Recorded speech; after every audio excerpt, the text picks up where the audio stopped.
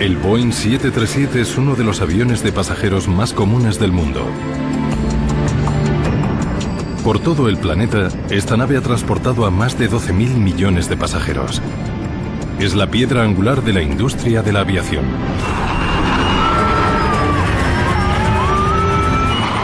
Pero en 1991 algo ocurrió a bordo de un 737 que conmocionó a todo el sector de la aviación.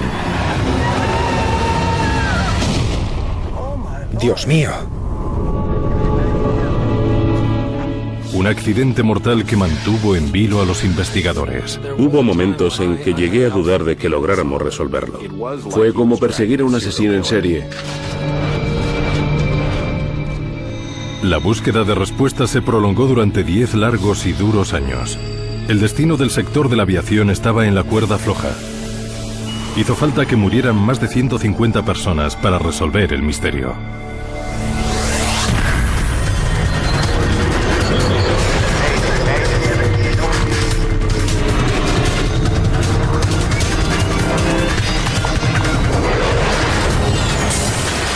Catástrofes aéreas. Esta es una historia real basada en los informes oficiales y en los testimonios de testigos oculares. Peligro oculto. 9:40 de la mañana del 3 de marzo de 1991. Después de un corto viaje de 17 minutos desde Denver, el vuelo 585 de la United Airlines realiza la maniobra de aproximación a Colorado Springs. Parece el día perfecto para volar, pero surgen problemas en el aire.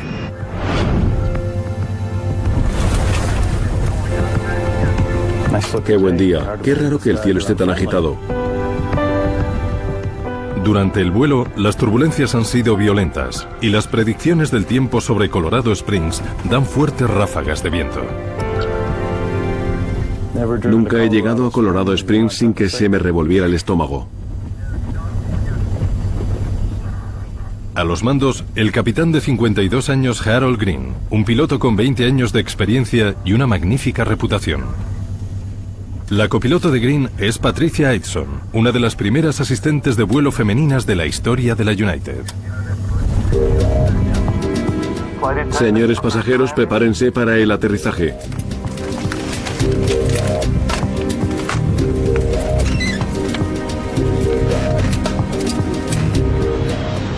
En el aeropuerto municipal de Colorado Springs, el controlador de tráfico aéreo James Rayfield se dispone a dar las órdenes pertinentes al vuelo 585 para que aterrice. United 585 notifica aeropuerto a la vista. Ya. Sí. Aeropuerto a la vista. United 585. Desplegando tren de aterrizaje.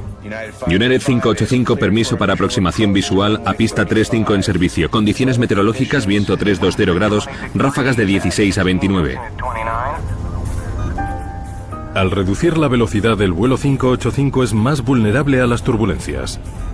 Aitson quiere saber cómo han sido los aterrizajes de otros vuelos. ¿Algún informe de los últimos vuelos sobre pérdida o aumento de velocidad relativa? De acuerdo. A 500 pies una pérdida de 50 nudos. A 400 pies un aumento de 15 nudos y a 150 pies un aumento de 20 nudos. Vaya, parece que va a estar movidito. Gracias. Comenzamos el descenso.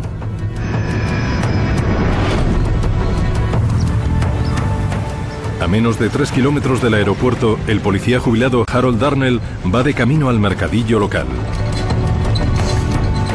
A 1 kilómetro por encima de él, Green y Aitson se afanan en mantener constante la velocidad en el descenso. Aquí tenemos un cambio de 10 nudos. Lo sé, hay que emplear mucha potencia para mantener la velocidad relativa. Cuando el United 585 se acerca a la autopista, Darnell ve algo extraño. ¿Pero qué narices es eso? Salida de la nada, una potente ráfaga de aire azota su vehículo, casi levantándolo de la carretera. De nuevo otros 10 nudos. Flaps a 30. Desde la torre de control, James Rayfield puede ver la maniobra de aproximación final del vuelo 585. El avión se acerca al aeropuerto y en la bajada aumentan los botes. Estamos a 1000 pies.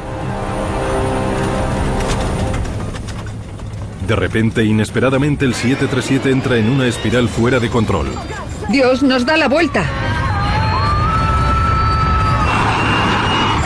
Flaps a 15. 15. ¡Oh, no! Dios mío, Dios mío, Dios mío.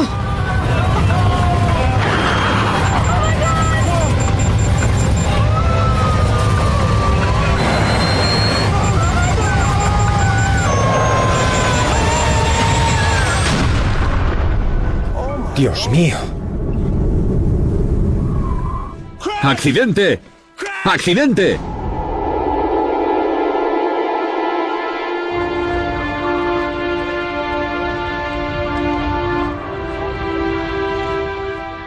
Los equipos de rescate llegaron en apenas unos minutos, pero no quedaba ni rastro del 737.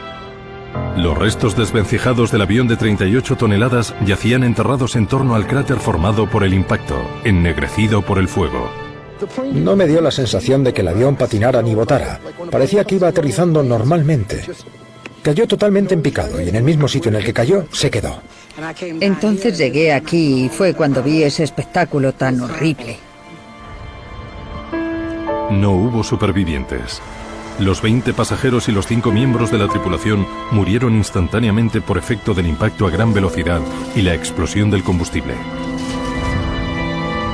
En 10 espeluznantes segundos, Colorado Springs se había convertido en el escenario de uno de los accidentes de avión más intrigantes de la historia de la aviación.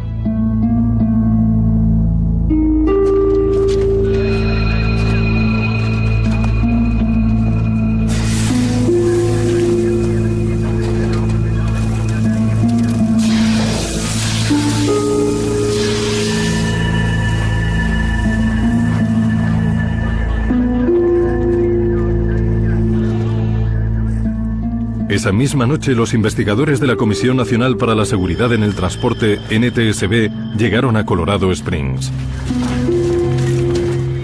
Conocidos dentro del mundillo como los Tin Kickers o chatarreros, los investigadores de la NTSB analizan más de 2000 accidentes de aviación al año, a veces escarbando entre los restos de un avión caído. Mientras los jueces de instrucción marcan de rojo los puntos en los que hay restos humanos, los investigadores de la NTSB señalan los restos de metal en amarillo en busca de pistas que les ayuden a resolver el misterio del 585. Como en la investigación de un asesinato en masa, es una penosa tarea revisar el escenario de un accidente de avión. Entre los investigadores asignados al caso se encuentra Malcolm Brenner, un especialista en comportamiento humano. Su misión consiste en averiguar si el accidente estuvo provocado por un error del piloto. La policía había acordonado el área y había camiones del Ejército de Salvación. Me dieron una taza de café o de chocolate y cuando se lo agradecí, me dijeron que no, que gracias a mí. Y en su mirada vi la compasión que sentían por mí, por tenerme que meter en aquel amasijo. Las pistas sobre el fatal sino del United 585 se escondían destrozadas en un inmenso agujero negro. El fuselaje se había arrugado como un acordeón contra el cráter del impacto. El resto del avión está desperdigado por piezas en un área más pequeña que un campo de fútbol. El incendio había provocado muchos daños. Todo estaba concentrado en una zona relativamente pequeña, lo que podía hacer pensar que el avión estaría intacto. Si hubiera habido una explosión en el aire o algo hubiera salido despedido del avión, el área del accidente hubiera sido, en teoría, mucho mayor. En cuanto vi el mal estado en el que se encontraban las partes, supe que tardaríamos mucho en resolver el misterioso accidente. Cuando las piezas están quemadas y rotas, el proceso siempre se prolonga más. Pero con la investigación apenas comenzada, los miembros de la NTSB no podían sospechar que el caso del United 585 se convertiría en la investigación de un accidente aéreo más larga de la historia de la aviación. Flaps a 15. 15. Un claro día de finales de invierno de 1991 se convertía así en mortal en apenas 10 segundos. A unos instantes de aterrizar en Colorado Springs, el vuelo de la United Airlines 585 cayó del cielo a 370 kilómetros por hora. ¡Accidente! ¡Accidente! Los 20 pasajeros y los 5 tripulantes del avión murieron. La Comisión Nacional para la Seguridad en el Transporte inicia entonces una meticulosa labor de investigación del accidente. Las turbinas del motor, las válvulas de presión hidráulica, la grabación de la voz en cabina y la grabación de los datos en vuelo se extraen del escenario del impacto, se fotografían y se envían al laboratorio para ser analizados.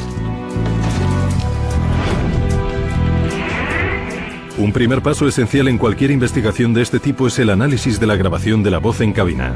Las posibilidades de que las catástrofes aéreas se deban a un error del piloto son de un 70%. La misión de Malcolm Brenner ahora es determinar en qué medida afectó la acción de los pilotos Green y Aitson al accidente. La tripulación era, y eso me parecía en el momento, una de las más preparadas con las que me había encontrado. Para liberar la tensión recurrían al sentido del humor. El capitán dijo: Nunca he llegado a Colorado Springs sin que se me revolviera el estómago. La primera asistente sugirió aumentar un poco la velocidad como margen de seguridad extra. El capitán estuvo de acuerdo, estaban muy bien compenetrados. ¿Ya? Sí. Aeropuerto La Vista, United 585. Desplegando tren de aterrizaje.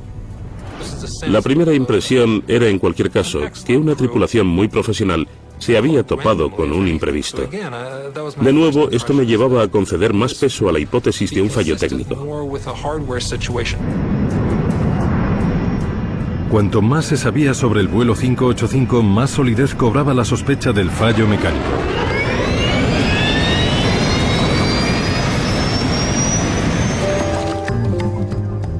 Cada vez cobraba más vigor la posibilidad de que el avión hubiera sufrido un problema catastrófico en los controles de vuelo.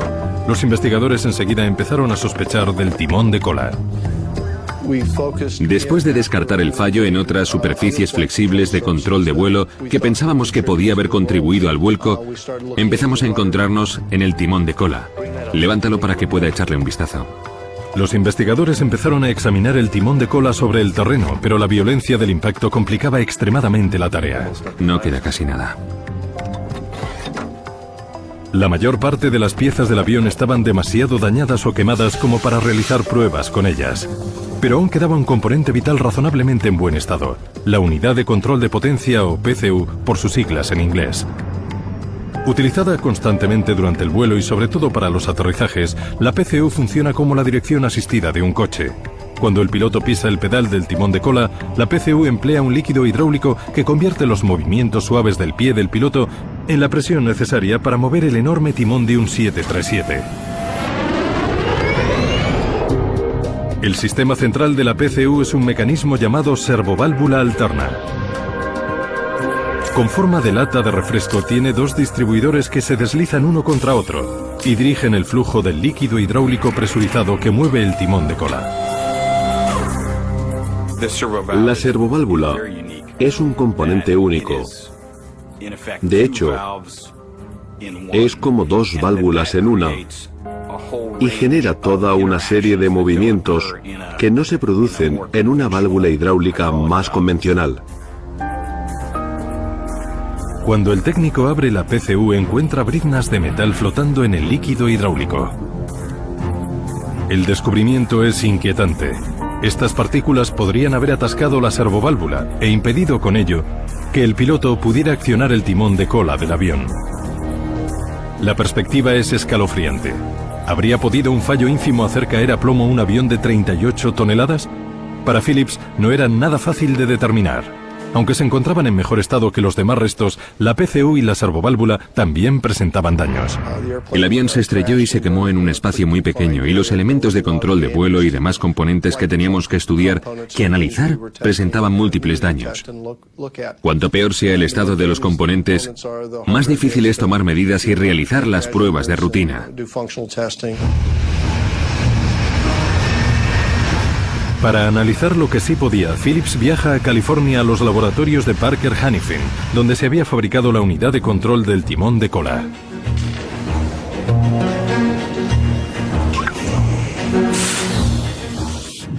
Las intrigantes briznas de metal que flotaban en las cámaras de la PCU se descartan como posibilidad.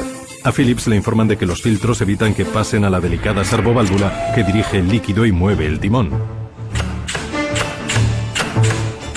no se encuentra nada más que pueda explicar el movimiento repentino del timón de cola del vuelo 585. No teníamos indicio o información alguna que apuntara siquiera a que la PCU del timón de cola, la servoválvula ni ningún otro componente del sistema de control de vuelo fuera el culpable del accidente. Con Phillips en un callejón sin salida, como sospechoso principal, solo quedaba ya el mal tiempo de la montaña. El experto en catástrofes aéreas relacionadas con las condiciones climáticas, Greg Salotolo, trata de averiguar si los fuertes vientos del día del accidente pudieron ser un factor determinante. Existe un registro de accidentes de avión atribuidos a las ondas de montaña y a los rotores. En 1966 se desintegró el rotor de un BOAC 707 cerca del monte Fuji. Cuando los vientos fuertes chocan contra los picos de las montañas, forman los llamados rotores de viento a sotavento. Son corrientes de aire invisibles que llegan desde abajo y muy turbulentas, que empujan el avión con una potencia asombrosa y son realmente peligrosas para volar. Teníamos pruebas bastante contundentes por el examen de la superficie, los datos recogidos en vuelo y los testimonios de los testigos oculares de que los rotores podían ser una posibilidad. Salotolo escucha a varios testigos oculares hablar de unos vientos raros de montaña el día del accidente. Uno de los testimonios más intrigantes es el de Harold Darnell. ¿Pero qué narices es eso? Cuyo camión se vio frenado por una potente ráfaga de aire momentos antes de que el 585 se estrellara. Pero a medida que Greg Salotolo indaga en los indicios, la teoría de que un viento rotor hiciera caer el avión del cielo se antoja cada vez menos probable. No había pruebas en el registro de los datos de vuelo del 585 de que hubieran sentido ese viento. Lo que la grabadora de vuelo registró fue una brusca y mortal pérdida de altura mientras el avión se acercaba a tierra.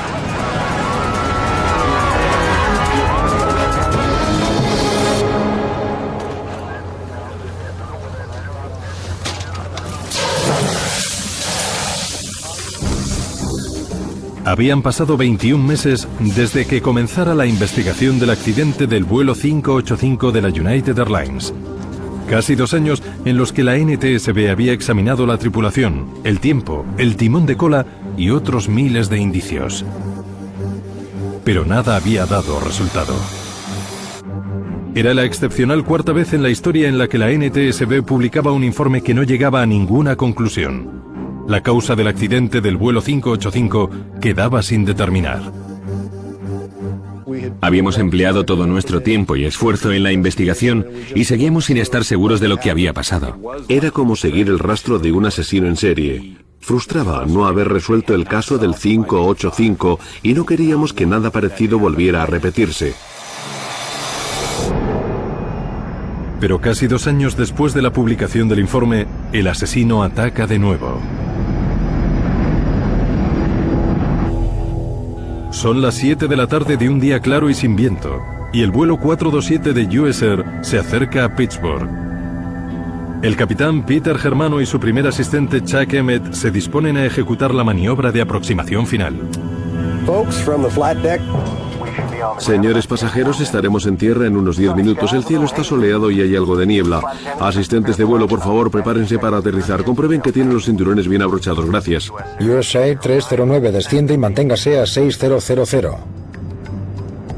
Al tiempo que se acercan al aeropuerto, los pilotos están pendientes de otro vuelo que va a unos 10 kilómetros por delante de ellos. Observando el tráfico, girando 100. User 427.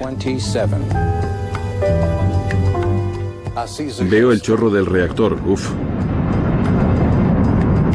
Al pasar por la turbulencia que ha dejado el otro vuelo, el avión se vuelve repentina y peligrosamente hacia la izquierda. Sujétate, sujétate, sujétate. ¡Mierda!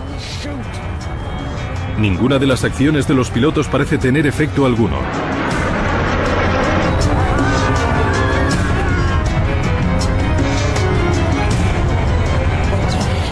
¿Pero qué es esto? ¿Qué pasa? ¡Mierda!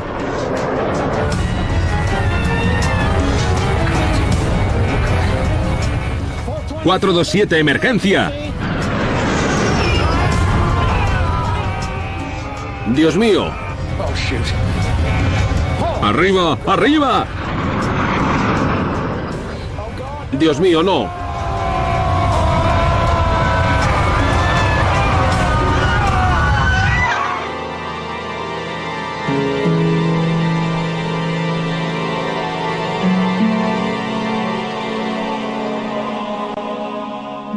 El equipo de rescate llega rápido, pero desgraciadamente el destino del vuelo 427 está claro. No hay esperanza ni para los 132 pasajeros ni para la tripulación.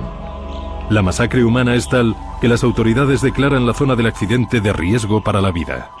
El accidente del 427 de US Air fue el primer accidente de avión en Estados Unidos para cuya investigación se utilizaron trajes de protección especial y eso lo complicó aún más. Eran incómodos y daban mucho calor. Desde entonces, cada vez que me pongo unos guantes de goma, recuerdo el accidente de Pittsburgh.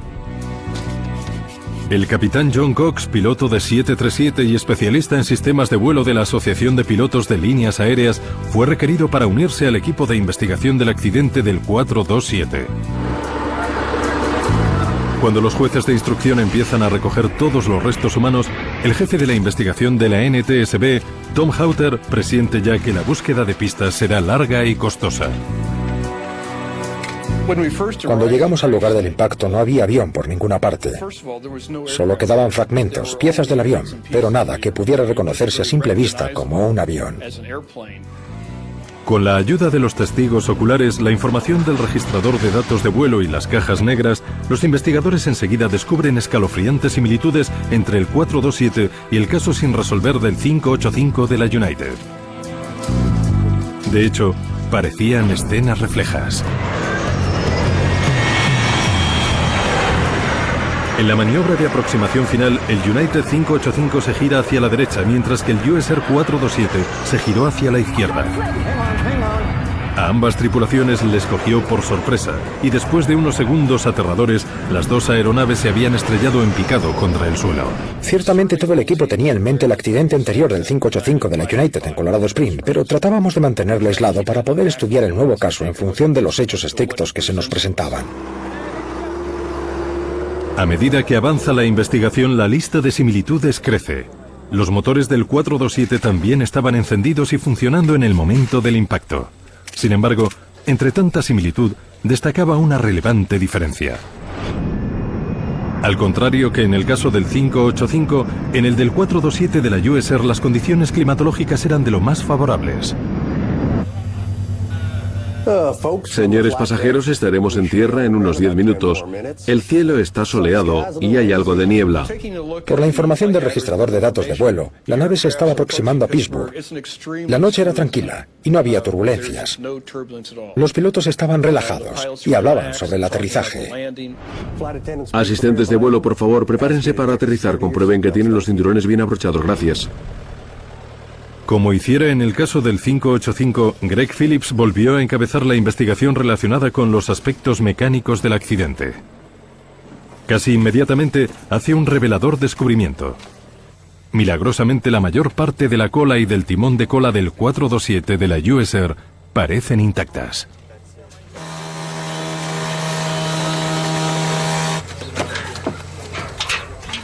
Los dispositivos hidráulicos del interior de la cola tampoco han sufrido muchos daños.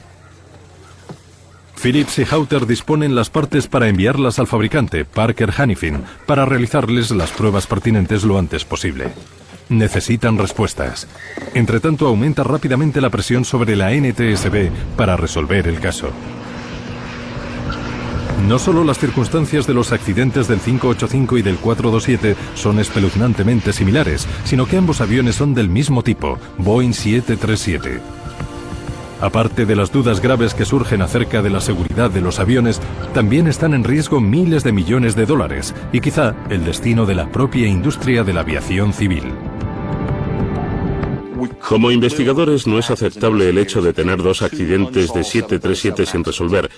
El avión es un medio de locomoción demasiado utilizado y transporta a demasiadas personas como para poder aceptar un no resuelto como respuesta.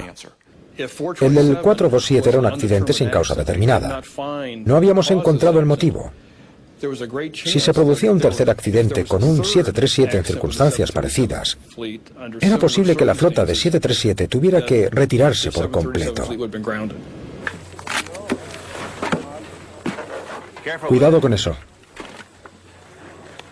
La investigación del accidente del 427 seguramente sea la más relevante de la historia de la NTSB, pero no fue nada fácil. Las respuestas estaban aún a años de distancia.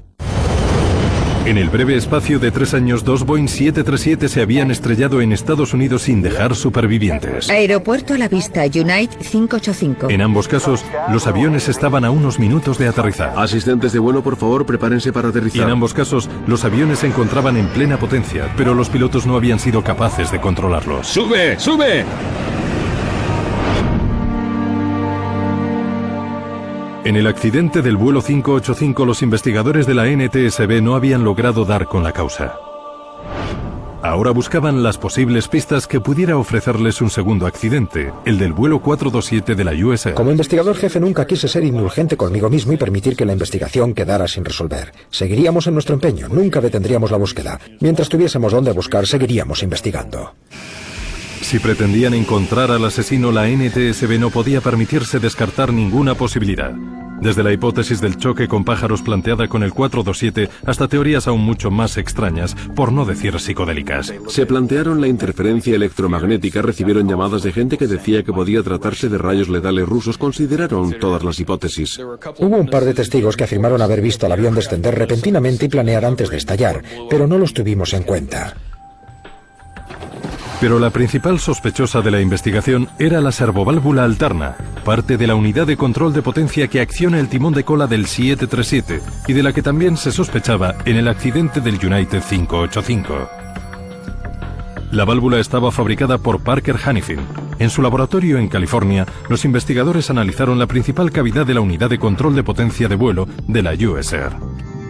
Como en el primer accidente, también encontraron diminutas briznas de metal flotando en el líquido hidráulico, pero una vez más, Parker y Boeing explicaron su argumento.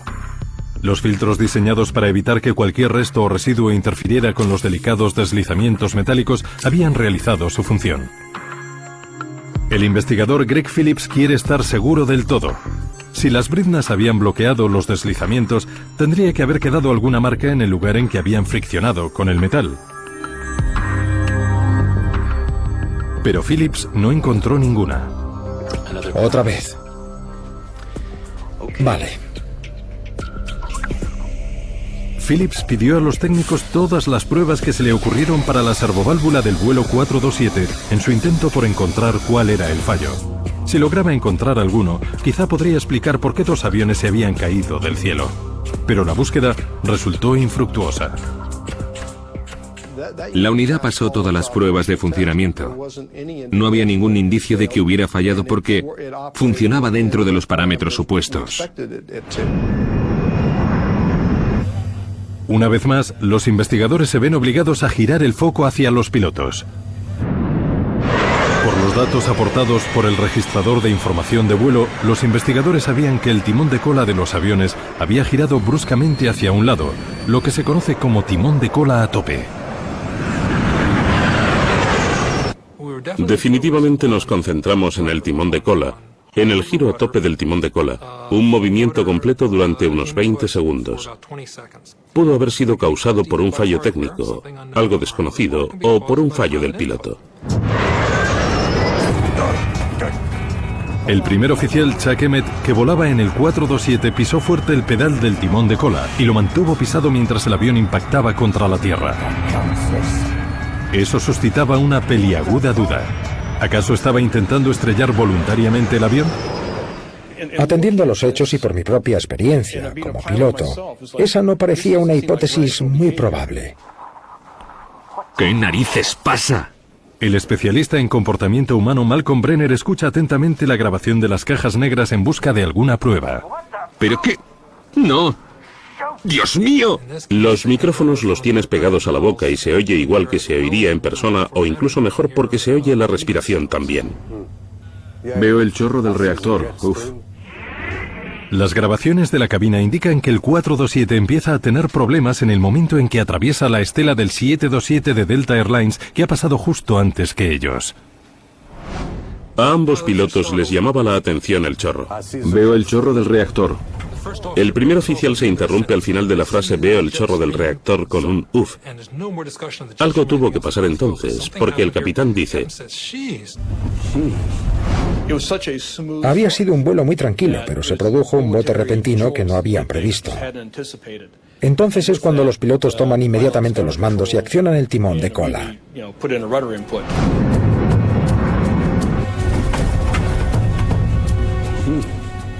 La grabación de la cabina registra incluso el sonido del golpazo de la turbulencia provocada por el chorro del avión anterior cuando el 427 la atraviesa. Al toparse con la turbulencia, Brenner oye algo raro. El primer oficial Emmett empieza a resoplar.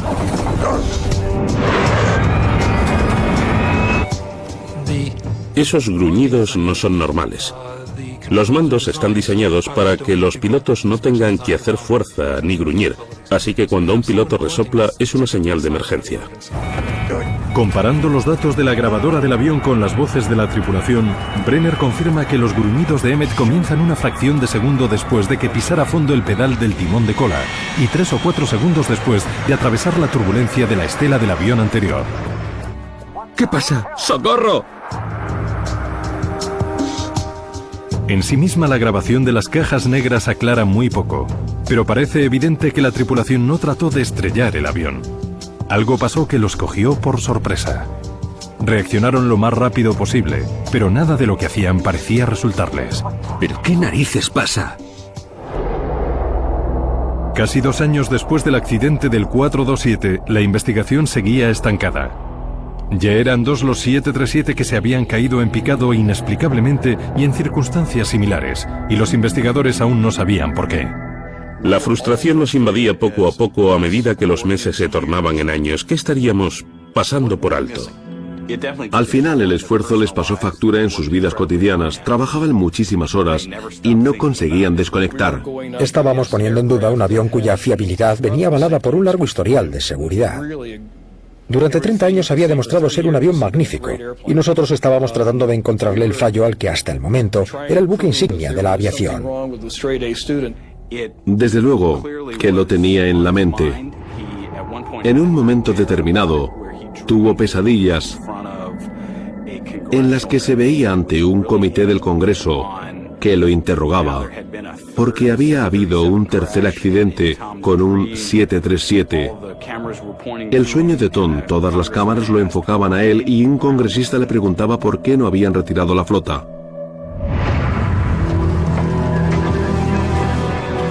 Sin ninguna certeza respecto a por dónde seguir y con el rastro de las pistas cada vez más disipado, los investigadores necesitaban un empujón en el caso y rápido.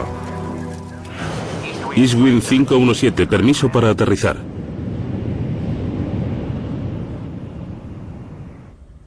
El 9 de junio de 1996 consiguen por fin el impulso que estaban buscando. El capitán Brian Bishop se dispone a ejecutar la maniobra de acercamiento final al aeropuerto de Richmond, Virginia, cuando de repente el avión se gira bruscamente hacia la derecha.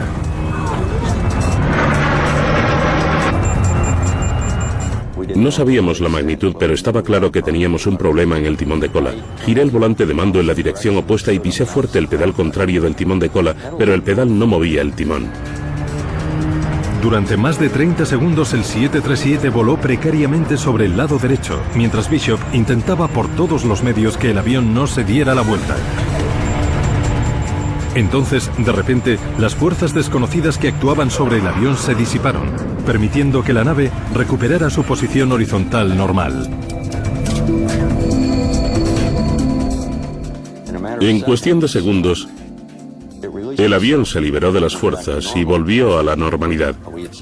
Empezamos a realizar todas las comprobaciones de rutina y antes de que me diera tiempo a terminar la frase, de repente otra vez.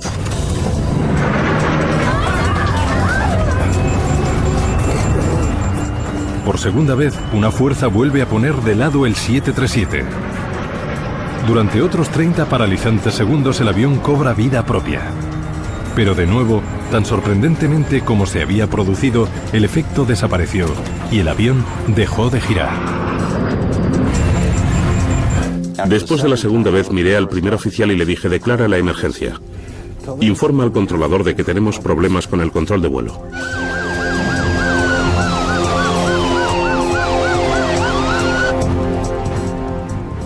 A medida que descienden, el riesgo aumenta.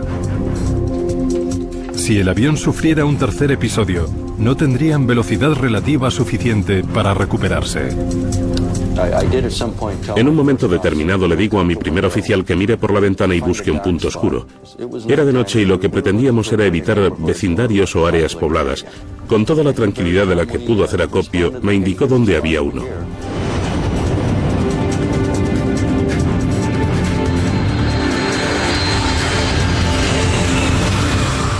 Pero no hubo tercer episodio.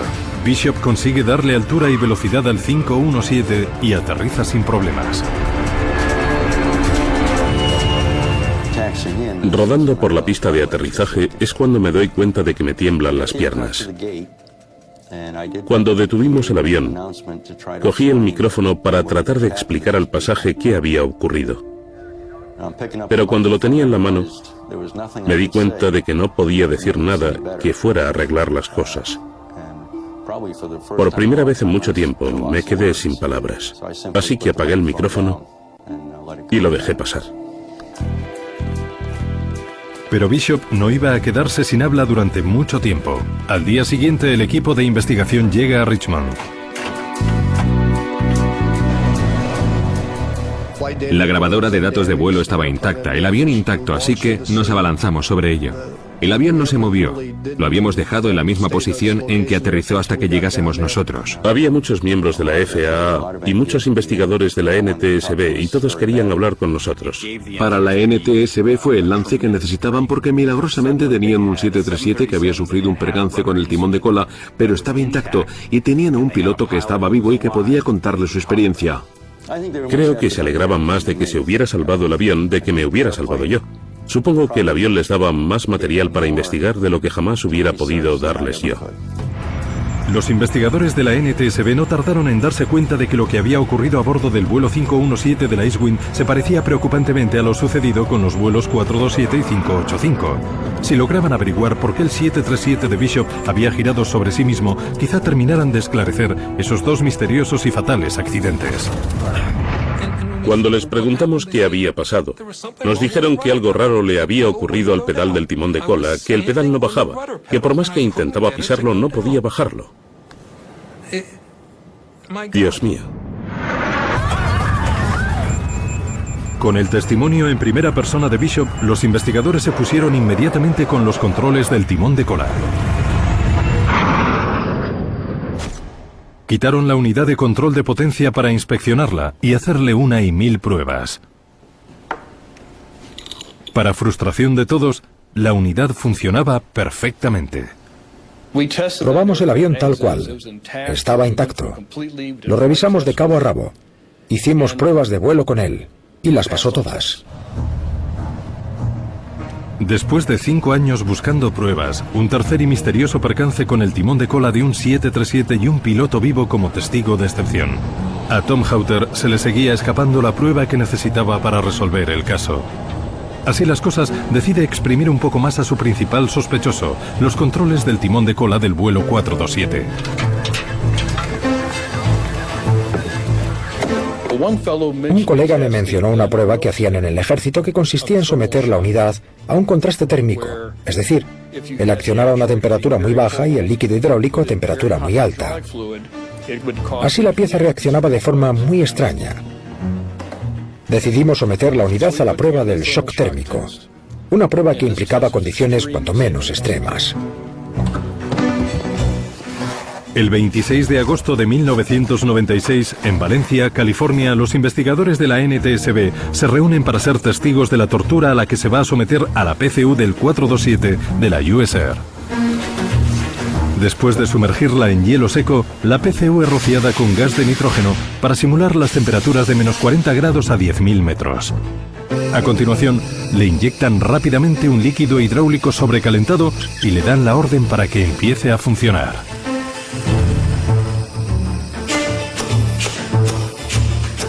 Según estábamos allí observando y escuchando al accionador girar hacia la izquierda y hacia la derecha, de repente se paró sin que nadie le ordenara parar. Se ha quedado bloqueada. Ha dejado de funcionar por completo. Mirad.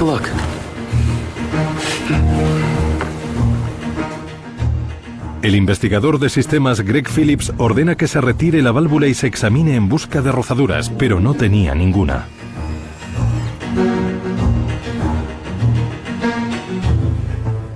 Mirad, no deja ni rastro. Es un avance decisivo en el camino hacia la resolución del crimen casi perfecto. No solo habían demostrado que la válvula que controlaba el timón de cola podía atascarse, sino que si lo hacía sin dejar rastro. Tom Hauter y su equipo habían descubierto que la pequeña válvula hidráulica que controla el timón de cola del avión comercial más popular se podía atascar en determinadas circunstancias. Es un descubrimiento estremecedor, pero por increíble que parezca, a los investigadores aún les esperaba otra sorpresa.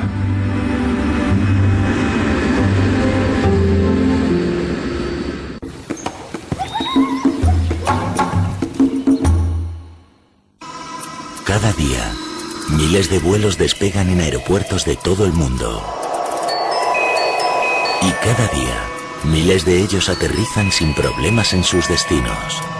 Pero en algunas ocasiones, las cosas no salen según lo planeado.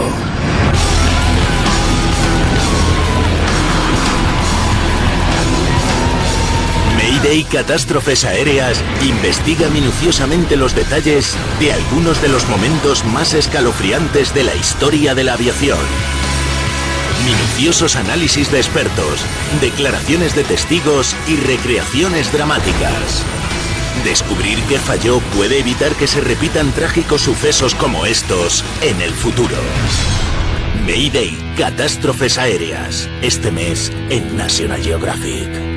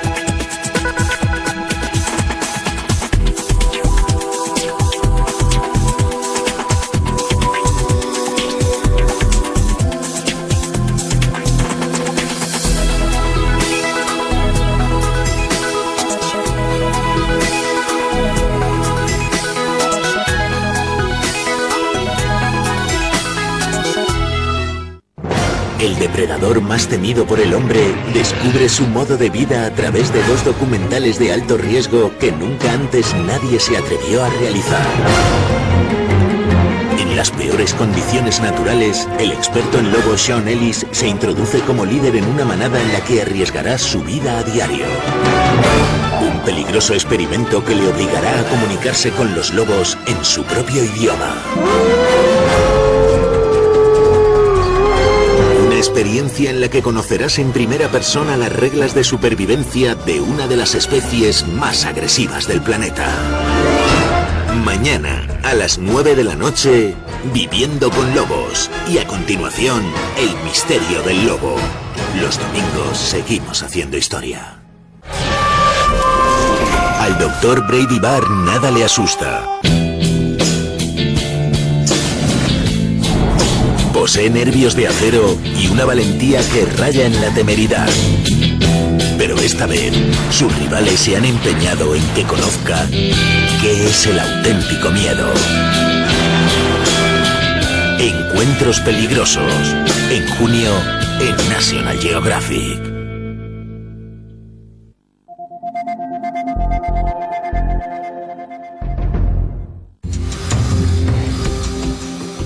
...15 de octubre de 1996...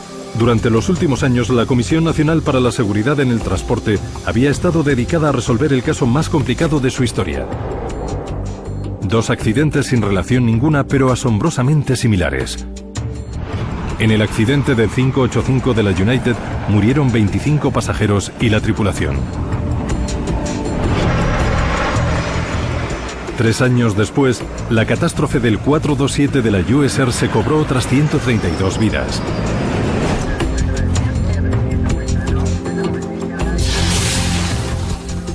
Ahora, después de examinar cientos de pistas, los investigadores topan por fin con un asombroso descubrimiento.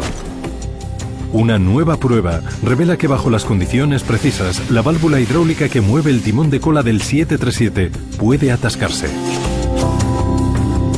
Se ha bloqueado. Pero las sorpresas no se habían terminado. El progreso más significativo vino de manos de un ingeniero de Boeing que examinó los datos de las pruebas y descubrió algunas cifras que indicaban que la válvula en esos momentos se había invertido. ¡Jesús! La revelación deja a todos petrificados. No solo es que la servoválvula se atascara, sino que podía funcionar a la inversa. Eso significaba que cada vez que el piloto tratara de corregir el giro pisando el pedal de timón de cola, el timón giraría en la dirección opuesta a la indicada, provocando con ello los fatales accidentes. Imagínense que la dirección de su coche responde a la inversa, que giran a la derecha y va a la izquierda. Pero este fallo no lo descubren hasta que se salen de la carretera. En estos casos, los pilotos se estaban enfrentando a algo tan excepcional que no sabían lo que estaba pasando. ¿Pero qué narices es esto? Ahora tenían ya la prueba de que la válvula tenía características únicas. No solo podía bloquearse, sino funcionar a la inversa. 427, emergencia. Eso explicaría por qué el primer oficial, Chuck Emmett, llevaba todavía el pie en el pedal del timón de cola, porque no entendía por qué el avión no iba hacia la derecha y sentía que estaba virando a la izquierda. Al final, Chuck Emmett pisó a fondo con la esperanza de que el timón de cola lo sacara del remolino mortal. Desgraciadamente, no tenía manera de saber que estaba dirigiendo la nave derecha contra el suelo.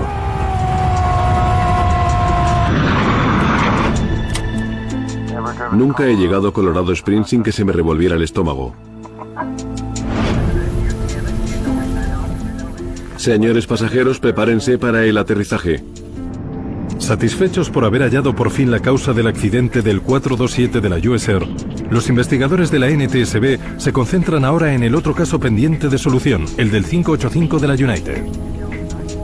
Otros 10 nudos.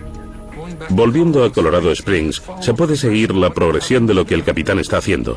Está cerca del suelo y de repente el timón de cola se mueve en sentido contrario, con lo que decide pisar un poco el pedal, pero el pedal se resiste y le empuja la pierna hacia atrás violentamente. Dios, nos da la vuelta. Vamos a 15. 15. La inversión del timón de cola encaja con la información que tengo de la tripulación y su preparación. Pudimos comprobarlo en el modo de fallos. Encajaba con la grabación de los datos de vuelo de cada uno de los aviones. Encajaba como un guante. Teníamos mucha más información para aplicar a la investigación del 585. Y basándonos en ella, rehicimos el informe del accidente. Dios mío, Dios mío. Desde que se invierte el timón de cola hasta que se produce el impacto pasan menos de 10 segundos. La tripulación del vuelo 585 no tiene posibilidad de salvar ni al avión ni a los pasajeros.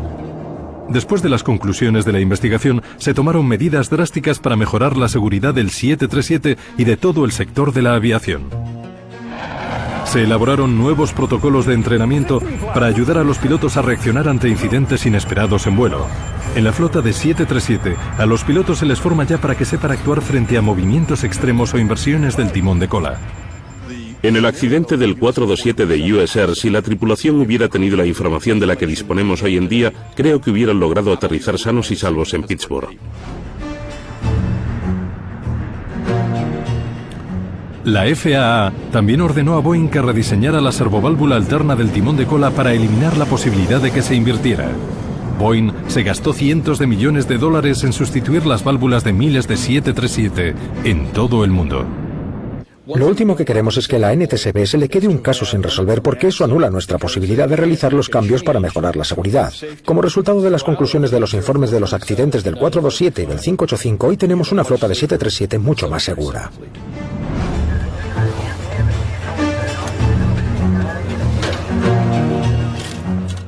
Los investigadores de la NTSB necesitaron 10 años para resolver los misteriosos accidentes de los vuelos 585 y 427, la investigación más larga de la historia de la aviación. Todavía hay algunas personas que creen que la NTSB no resolvió bien el caso, pero después de hablar con muchísimas personas y muchísimos pilotos, ingenieros y trabajadores de Boeing, y pasar mucho tiempo con los investigadores, estoy convencido de que sí lo resolvieron. Desde la sustitución de las servoválvulas de los 737, el avión más popular y rentable del mundo no ha vuelto a tener un accidente semejante.